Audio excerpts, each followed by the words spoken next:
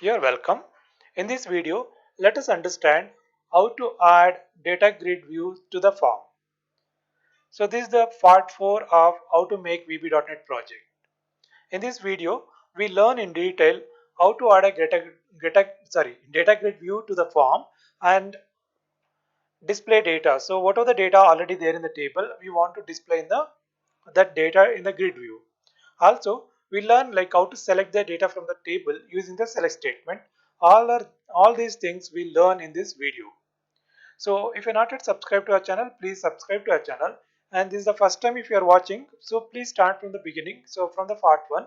So therefore, you'll understand like how to do all these things step by step. Fine. So now let's start Visual Studio.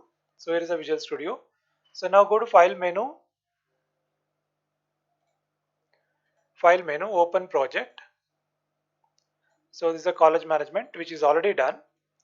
Right. I'll open the same project. Okay. So this is the course name, course detail, duration for the course table. Now here we want to display the data, whatever is already entered, because now we don't know what is already entered.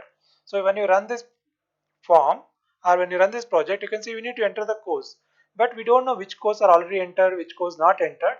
So therefore, in order to make comfortable for the data entry operator, so we need to display what is already entered. Then it's easy for them to enter what is not entered and what to enter now. So in order to do this, we require a data grid view. So select data grid view. So data grid view is here.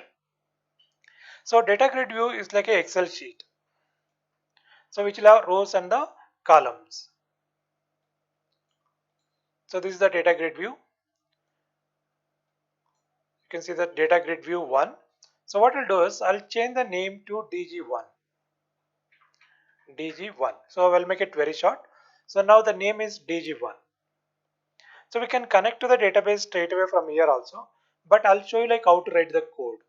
So if you write the code and you connect the data to this data grid view, then when you copy from one system to other system, so you don't need to change the path or some errors will occur. That and all we can able to avoid it. So let us learn how to display the data in a data grid view. For this, I'll just use one more button. So I copy the button, paste it. So you can say display here. So this is a button 4, and now change the text close to display. So when I said display, I want to display the data in the data grid view. So what data we want to display? So whatever the data is already there in the course table, you can see show table data. So this data we want to display in the same way in the grid view. Right. So here is a button for click. Now we already have SQL connection here, SQL connection, and we use the SQL command here. So SQL command, SQL data reader are one type. The other one is data set and SQL data adapter. So we need to learn two more things. One is data set, one is SQL data adapter. So these two are important for us now to connect to the database and fetch the data from the table and then transfer this data to the data grid view. So how do we do this? So now in order to do this, first you need to fetch the data from the database. Therefore you need to write SQL connection.open, sorry, dot open. It's went wrong. Right. So this is SQL connection dot open. So you need to open the connection and you need to close the connection at the end. Dot close. So in between you write the code. So first we'll declare one data set. So data set, so therefore dim ds1 as new data set. So data set is of the type of table.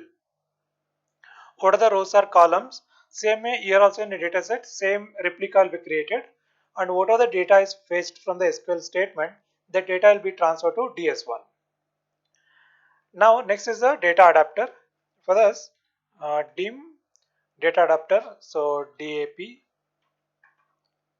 or you can say D1, okay, data adapter D1 as new SQL data adapter. So now this is the data adapter. So open brace, and here you have select SQL command. Along with that, you can use the connection. So SQL command as text, SQL connection. Sorry, select a connection as a SQL connection. Two parameters we have to pass. One is text, that is a SQL statement. Other one is a SQL connection. So when you say SQL statement, that is connect to the table. And where is the table? So therefore you need to provide the connection.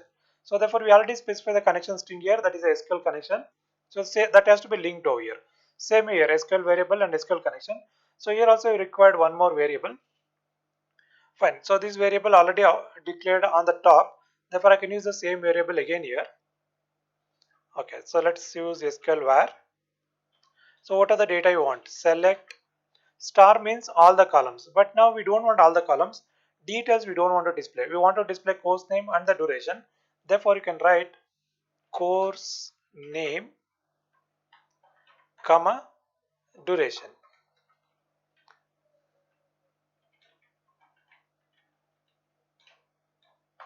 Right, course name, duration from which table? Course table. Then you can also use the order by. So order by course name. Why order by? So you want to display alphabetical order wise. So because of that you have to use the order by. Now it is done. Okay, our SQL statement is ready. Therefore I need to use the SQL var here and then SQL connection. Now this is to connect to this table. This table is there in the SQL connection. That is the database is college management database. Okay, this is the one. So this SQL statement is has to select the data from the this table. This table is available in the SQL connection. So this is in the this database. Therefore, we need to use these two variables. Right. So next step is, so here d1 dot fill whatever the data is there, it should fill to ds1. So ds1 is a data set 1 and d1 is a SQL data adapter. Now on executing this query, data will come to d1, d1 to ds1. We are transferring data to the ds1. From there, you want to transfer to dg1. So therefore, dg1 dot data source, that is equal to, now data is there in the ds1. ds1 dot tables of 0. So ds1 can contain multiple tables, but we want to first table data. Therefore, you can give tables of 0. Now data is transferred to the grid. So this is the code you need to write to display data in the grid view. Okay, only few lines of code, but you need to practice them. There may be some errors and all will occur in the beginning, but your SQL statement is in order and your connection is in order. I think you don't get any errors. Okay, let's run this now. Now click display. You can see that course name BCA, BE 6 and 8 all are already entered. These are the data is already entered. Now we want to enter one more. So click new. So it comes to this place. So let's say BSc. So this is Bachelor of Science.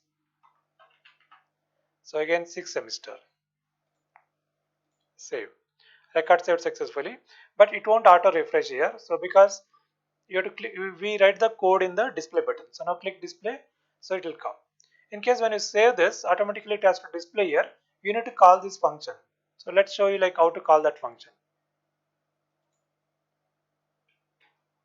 So here, if you want to call this function after saving the record, so you need to write this code. So that is button 4 underscore click sender comma e. So sender is object, e is a event argument. So you need to pass that values. So if you call this function, so that is a button 4 underscore click, then this automatically will be called. You don't need to click the display button. Let us run this again. Now display. So even in the form load also we can call that function. I'll show you next time.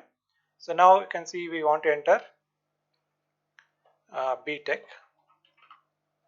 So this is Bachelor of Technology. Right. So it's 8th semester. Save. Now you can as you can see that. So after saving this, this will come automatically over here. Save. So btech will automatically appear here. Why it appear? Because we are calling this function after the save. Right. So therefore it will appear in the grid view. Now again, if you want, when you load the form, so all the records should be shown on the grid view, then this procedure has to be called in the form load event.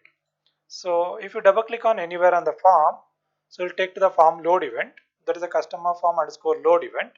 Here I can click button 4 click, button 4 underscore click, sender E. Now I'll save this. Now if I run this project, you see that by default it will show on the grid view. Hope you understand the concept now. Use the grid view to display the data what is already entered into the table. Okay, so that is simple. So what all you required? You need a database connection with connection string. Then there are two things. One is data set, one is data adapter. Data adapter to fetch the data from the table. Data set to hold the data, like how variable hold the one data, how array hold the set of data. So you have multi-array, then it will hold the multiple columns. Same way data set means whatever the data we are collecting, course name, corresponding data type, duration, corresponding data type, all will be automatically created in a data set. Therefore, whatever the data comes, it will store into DS1. From the DS1, we are transferred into the DG1. So therefore, the data will be transferred to DG1. So this is the concept. Hope you understand this. So please try all these things step by step. In the next video, we learn like how to modify and how to delete the data, and how to double click the grid view and send the data to the text box again. That is also very important. If you know that, then easily you can be able to manipulate the data. That is, we can modify or you can able to delete the data. So also for more videos, so please go to our iBlix tutorials. You can search for iBlix tutorials on YouTube if you're using the desktop. So you'll get iBlix tutorials here. So please subscribe. So click the subscribe button, and subscription is free. Actually, you don't need to pay anything for anybody. It's totally free. Subscribe, and then when you click on iBlix tutorials, so click videos, you can see a lot of videos here. A lot of projects are provided. So keep practice one or the other video is definitely help for your job in the future. If you're doing course now, so start doing some projects, make everything is ready in your laptop, keep improve them. In an interview, you can present that what are the projects you already done, how you have done this, what language you're using. So therefore it give a good mileage for you. So keep practice everyday basis and keep learn any one language in depth. So that is what very important. So I wish to learn Python. So there are options are provided over here to learn Python. Learn Python or learn VB.NET or learn C#, learn ASP.NET. Lot of things are provided over here. Okay. And also you can put to favorite. So in order to place this in a favorite, so click on the favorite button here. So then what title? iBlix tutorials. It's in a favorite bar. If you set done, so next time when you open this, you can see that in a favorite bar our link is created. When you click on this, it will straight away take to the video tutorials. So therefore create a one shortcut in a favorite bar. So then on clicking on that, it will take to the videos. So then you can check it out what are the new videos that we uploaded, watch them and learn. Waste you're learning things step by step and you're understanding it. If you have any doubts, so please write it in a comment box. So you go to open the video, under comments you have a comments here. So type the comments and then click submit. So we'll understand what you're thinking about it. So if you have any difficulty, write it in the comments. Let me know what are the difficulties. So thank you very much, and also please share our channel with your friends, so therefore they can also learn something from our channel. Thank you once again.